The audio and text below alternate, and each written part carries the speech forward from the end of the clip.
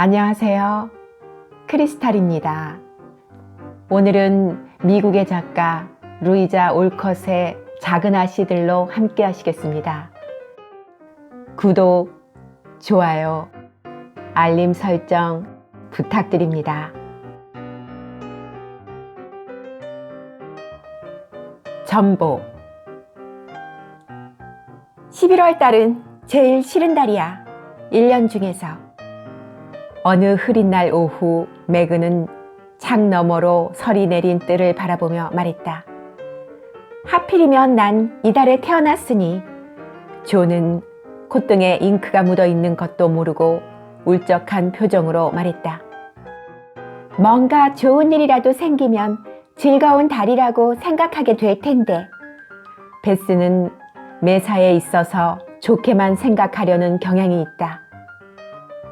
그야 그렇겠지만 우리 집에서는 즐거운 일이 있을 턱이 없어. 엄청나게 기분이 좋지 않은 매그는 말했다. 날마다 일만 하고 변화라고는 없고 즐거움도 없어. 감옥에서 맷돌을 돌리는 거나 다름없어. 가엾게도. 알겠어, 매그. 내가 소설 속의 히로인들에게 해주듯이 매그에게도 해줄 수만 있다면. 매그는 미인인데다 품행도 좋으니까 부자 친척이 굉장한 유산을 남겨주는 것으로 하면 돼. 유산 상속인으로서 사교계에 데뷔해서 외국에도 가고 우아하고 호화로운 레이디가 되어서 돌아오는 거야. 조가 말했다. 요즘은 그런 식으로 재산을 남기지 못하게끔 되어 있어. 남자는 일을 해야 하고 여자는 결혼해야 하는 거야. 돈이 필요하다면. 매그는 불평스러운 어조로 말했다. 조 언니와 내가 언니를 위해 돈을 벌 테니 10년만 기다려요. 에이미는 찰흙으로 사람의 얼굴을 만들며 말했다. 그렇게는 못 기다려. 그리고 잉크와 찰흙은 별로 돈이 되지 않아. 하지만 난 그 마음만은 고맙게 받겠어. 매그는 한숨을 쉬며 다시 뜰로 시선을 던졌다. 다른 한쪽 창가에 앉았던 베스는 생글거리며 말했다. 당장 좋은 일이 2가지 있어요. 엄마가 오고 있고 로리가 뭔가 기쁜 소식이라도 있는지 뜰을 달려오고 있어. 두 사람은 거의 동시에 집으로 들어왔다. 마치 부인은 언제나처럼 이렇게 물었다. 아빠 편지 왔었니? 그리고 로리는 누구 드라이브에 가지 않겠습니까? 수학과 씨름을 했더니 머리가 멍해서. 물론 가겠어요. 하고 즉각 조가 반응을 보였다. 뭔가 심부름시킬 것은 없습니까, 아주머니? 로리는 정이 넘치는 표정으로 마치 부인에게 물었다. 별로 없어요. 못하면 우체국에 들려봐줘요. 오늘은 편지가 올 날인데 우체부가 안 왔던 모양이니까. 아빠는 해님처럼 정확하시니까 틀림없이 중간에서 늑장을 부리고 있을 거야. 말이 채 끝나기도 전에 성급하게 현관이 열리고 한나가 한 통의 전보를 들고 들어왔다. 그 무서운 전보란 놈이에요, 부인. 그것이 당장 폭발이라도 할 듯이 한나는 손가락으로 집어들고 있었다. 전보란 말을 듣는 순간 마치 부인은 그것을 빼앗듯이 받아서 딱 2줄인 문구를 훑어보자 하얗게 핏기가 가신 얼굴로 의자에 푹 쓰러지고 말았다. 로리는 물을 들어 아래층으로 달려가고 매그와 한나가 양쪽에서 그녀를 부축했다. 조는 떨리는 목소리로 그 전문을 읽었다. 미세스 마치 부군 위독 금내 9 헤일 워싱턴 브랑크 병원. 방 안은 죽은 듯이 고요했고 바깥의 밝음도 갑자기 어두워진 듯 했다. 모든 것이 순식간에 변한 것만 같았다. 딸들은 어머니의 주위에 모여서서 자기들의 행복한 생활도 마음의 지주도 한꺼번에 상실한 듯한 심정에 빠졌다. 마치 부인은 곧 정신을 차렸다. 전보를 다시 읽고 딸들에게 손을 뻗치며 모두의 귀에 평생 남을 어조로 말했다. 엄마는 곧 떠나겠어요. 어쩌면 이미 늦었을지도 몰라. 아, 너희들이 나에게 용기를 줘요. 잠시 동안은 그저 흐느끼는 소리만이 들릴 뿐이었다. 가느다란 위로의 말이나 조력을 맹세하는 말, 희망적인 전망을 속삭이는 말이 사이사이 있었으나 곧 눈물에 잠겨버리고 말았다. 처음에 마음을 바로잡은 사람은 한나였다. 하나님께서 소중한 분을 지켜주실 거외다. 언제까지나 울고만 있을 수도 없어요. 빨리 떠날 준비를 해야지. 에이프런으로 얼굴을 쓱 닦고는 투박한 손으로 여주인의 손을 잡고 상냥하게도 용기를 북돋워 주고는 일어나 나갔다. 한나의 말이 맞아. 지금은 울고 있을 때가 아니에요. 침착하게 모두 내게 조용히 생각할 틈을 줘요. 어머니는 침착하려고 애쓰며 차분한 표정으로 딸들의 문제를 생각하고 계획을 세우기 위해 슬픔은 잠시 밀어놓기로 했다. 롤이 어디? 생각을 정리하고 우선 해야 할 일을 결정하자 그녀는 물었다. 여기에요, 아주머니. 뭐든지 시켜주세요. 로리는 옆방에서 뛰쳐나왔다. 잠시 자리를 피하는 것이 예의라고 생각했던 것이다. 곧 가겠다고 전보를 쳐줘요. 내일 아침 차를 타겠어요. 다른 것은 또 뭐 없습니까? 마치 할머니 댁에 편지를 전해줘요. 종이와 펜을. 이 슬프고 긴 여행을 위해서 돈을 꾸어야 한다는 사실을 조는 알고 있었다. 그리고 아버지를 위해서 조금이라도 도움이 된다면 자기도 무엇을 해서든 돈을 만들고 싶다는 생각이었다. 자, 갔다 와요. 하지만 너무 달리거나 해선 안 돼요. 그리 서두를 필요는 없으니까. 마치 부인의 주인은 아무 효과가 없었다. 로리는 준말을 타고 마치 번개처럼 집 앞을 지나갔다. 조, 내 일터에 가서 킹 부인에게 내가 나갈 수 없음을 전해줘요. 돌아오는 길에 이걸 좀 사다 주고 여기 메모를 했으니까 간호를 위해서 필요한 것들이에요. 베스, 가서 로렌스 할아버지한테 포도주를 2병만 얻어와요. 아빠를 위해서니까 체면을 생각하고 있을 때가 아니야. 에이미, 한나에게 검은 트렁크를 내려놓으라고 해줘. 매그, 챙길 것들을 좀 도와줘요. 어쩐지 어지러워서. 편지를 쓰고 생각하고 지시를 하고 이 모든 것을 한꺼번에 해야 하니 어지러운 것도 당연했다. 모두가 질풍에 날리는 가랑잎처럼 사방으로 흩어져 갔다. 로렌스 할아버지는 베스와 함께 달려왔다. 병자를 위해 생각나는 대로 위문품을 가지고 와주었다. 어머니가 집을 비우는 동안 딸들을 보살피겠다고 친절한 약속을 해주며 무엇 하나 아낌없이 제공하겠다고 했다. 마침내 자기 자신이 에스코트까지 하겠다고 나섰다.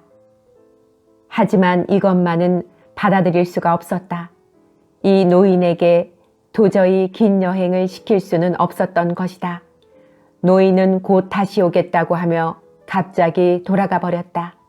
그뿐 모두 노인을 잊고 있었는데 매그가 한 손에 덧신을 그리고 한 손에 홍차를 들고 현관호를 지나치려 했을 때 미스터 브루크와 딱 마주치고 말았다. 들었습니다만 많이 걱정이 되시죠, 미스 마치. 그의 상냥하고 차분한 목소리는 머리도 마음도 어지러운 매그를 안심케 하는 무언가가 있었다. 어머님의 호의역을 시켜주셨으면 해서 왔어요. 로렌스 할아버지로부터 워싱턴에서 할 일을 지시받았습니다. 그쪽에 가서도 뭔가 도움이 되면 다행이겠습니다. 덧신이 소리내며 떨어지고 자칫 홍차도 그 뒤를 이을 판이었다. 매그가 감사의 마음으로 갑자기 손을 내밀었기 때문이었다. 참으로 감사합니다. 엄마도 틀림없이 기뻐하실 겁니다. 누군가 믿을 만한 분이 동행을 하시면 우리도 얼마나 안심이 될지 몰라요. 매그는 그를 객실로 안내했다. 로리가 마치 할머니의 편지를 가지고 돌아왔을 때는 이미 준비가 다 되어 있었다. 봉투에는 부탁한 금액과 언제나처럼 마치의 자진 입대를 나무라는 잔소리를 대여섯 줄이나 늘어놓고 있었다. 짧은 오후의 해는 이미 지고 있었다. 모든 준비가 끝났는데도 조가 돌아오지 않고 있었다. 모두들 걱정이 되어 로리가 찾으러 나갔다.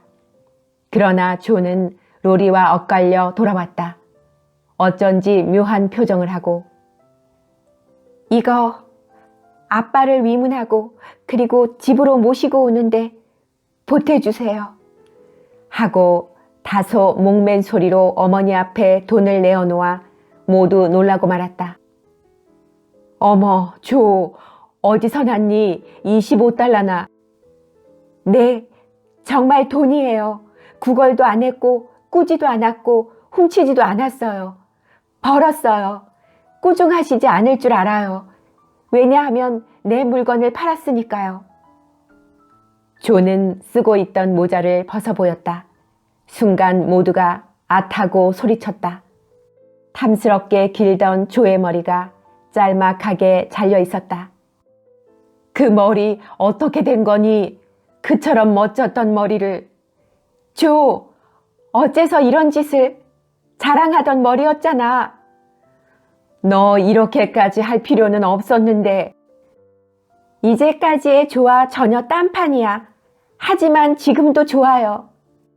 모두가 소리치고 베스가 짧게 잘린 머리를 상냥하게 쓸어앉자 조는 아무렇지도 않은 표정으로 아무도 그것에 속지 않았지만 말했다. 이걸로 천지개벽이 되는 것도 아닌데 울지 마라, 베스. 난 요즘 그 가발 같은 머리를 지나치게 자만하고 있었는데 그 자만심을 꺾는 데는 이게 최고야. 우선 시원해서 좋아. 엄마, 제발 돈을 거두고 저녁 식사나 하기로 해요. 처음부터 얘기해봐요, 조. 엄마는 별로 만족하진 않지만 너를 나무랄 수도 없구나. 내가 진심으로 자만심을 희생시켜 사랑으로 바꾸었다는 것을 잘 아니까. 하지만 조, 그렇게까지 할 필요는 없었어요. 방금 후회하진 않을까 걱정이에요. 안 해요, 절대로. 조는 단호히 말했다. 어째서 이런 짓을 했지? 에이미는 자기의 아름다운 머리를 자를 바에는 차라리 목이 잘리는 편이 낫겠다고 생각하는지도 몰랐다. 글쎄, 아무튼 난 아빠를 위해 뭔가 하고 싶어서 못 견딜 지경이었어. 식탁에 둘러앉아 조는 말했다. 매그는 석 달분의 월급을 전부 내놨는데 난 내 옷을 샀거든. 그래서 양심의 가책을 받고 있었어요. 그처럼 가책을 받지 않아도 괜찮아요. 너는 겨울옷이 하나도 없었는데다 자기가 열심히 일해서 번 돈으로 극히 검소한 것을 샀을 뿐이니까. 마치 부인은 조의 가슴이 활짝 밝아질 것 같은 자상한 눈으로 말했다. 처음에는 머리카락을 파는 거 생각조차 못했어요. 그런데 어느 이발소문에 써붙여 놓았잖아요. 그래서 서슴없이 들어갔지. 얼마 줄 테냐고 물어봤어.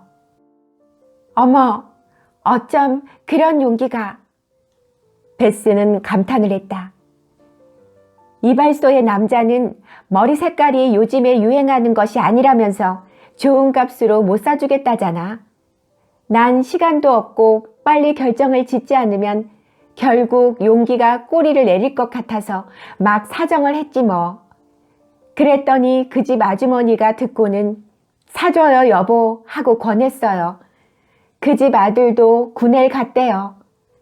주인이 머리를 자르는 동안 그 아주머니는 내 곁에서 자꾸만 잡담을 해서 내 마음을 딴 데로 돌리려고 했어요. 처음에 가위를 댈 때 섬뜩하지 않든? 매그는 몸을 떨며 물었다. 주인이 도구를 준비하는 동안 거울에 비친 머리를 다시 잘 보았지. 하지만 솔직히 말해서 내 머리카락이 테이블 위에 얹혀 있는 것을 보았을 때는 묘한 느낌이었어. 뭐랄까, 팔이나 다리가 하나 싹둑 잘린 것 같았어. 그 집 아주머니가 내 마음을 짐작하고는 긴 것을 하나 뽑아 기념으로 간직하라면서 주었어. 옛날의 영광을 생각하는 실마리로서. 난 짧은 머리가 좋으니까 다시는 그렇게 말총처럼 기르지 않을 작정이야. 마치 부인은 물결치는 갈색 머리카락을 종이에 싸서 책상 서랍에 챙겼다. 짧은 잿빛 머리카락도 함께. 그녀는 오직 고맙다고 말했을 뿐이었지만 딸들은 어머니의 얼굴에 떠오르는 슬픈 표정을 짐작하고 황급히 화제를 바꿨다. 10시에 마치 부인은 일을 끝내고 자, 모두 와요 라고 말했다. 베스는 피아노 앞에 앉아 아빠가 즐겨 부르던 찬송가를 연주했다. 모두가 힘차게 시작했으나 차츰 소리가 낮아졌다. 베스만이 마음을 다해 끝까지 노래했다. 그녀에게는 음악만이 어떤 경우에도 위안이었다. 자매들은 어머니에게 굿나잇 키스를 하고 조용히 침실로 갔다. 베스와 에이미는 아직 어리므로 이런 때도 금방 잠이 들었지만 매그는 아무래도 잠이 오지 않았다.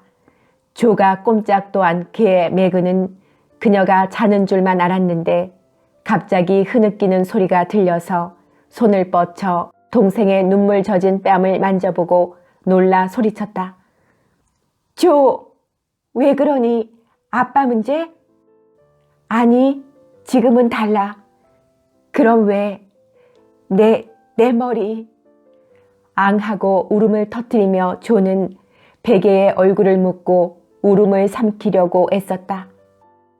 매그는 이 모습을 조금도 우습다고 생각하지 않았다. 그녀는 상냥하게 비탄에 젖은 동생을 위로하고 포옹하여 키스해 주었다. 나 후회하고 있는 게 아니야. 흐느끼면서 조는 말했다. 이렇게 우는 것은 내 안에 있는 이기주의의 일부분 때문이야. 아무한테도 말하지 말아줘. 이제 됐어. 자는 줄만 알고 내 유일한 아름다움을 애도하며 살짝 울어주려고 했었는데 왜 안 잤니? 잠이 안 와. 걱정이 돼서. 뭔가 좋은 일을 생각해. 그럼 잠이 올 테니까. 해봤지만 안 돼. 어떤 생각인데? 멋진 얼굴, 특히 그 눈동자. 어둠 속에서 살짝 미소 지으며 매그는 대답했다. 어떤 빛깔의 눈? 갈색. 늘 그렇진 않지만 파란 눈도 좋아. 조가 웃었다. 매그는 이제 잡담 금지하고 강력히 명하고는 내일 조의 머리를 멋지게 꾸며줄 것을 약속하고 자기의 성에 사는 꿈을 찾아 잠속으로 빠져들었다.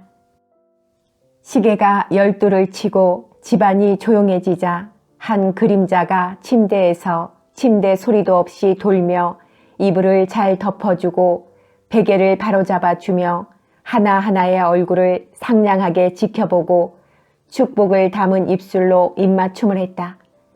그녀는 이윽고 쓸쓸한 밤의 어둠을 보려고 커튼을 열었다.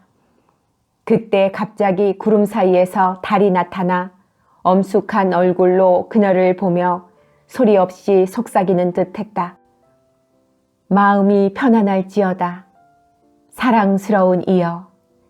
구름 뒤에는 늘 빛이 있으니 라고.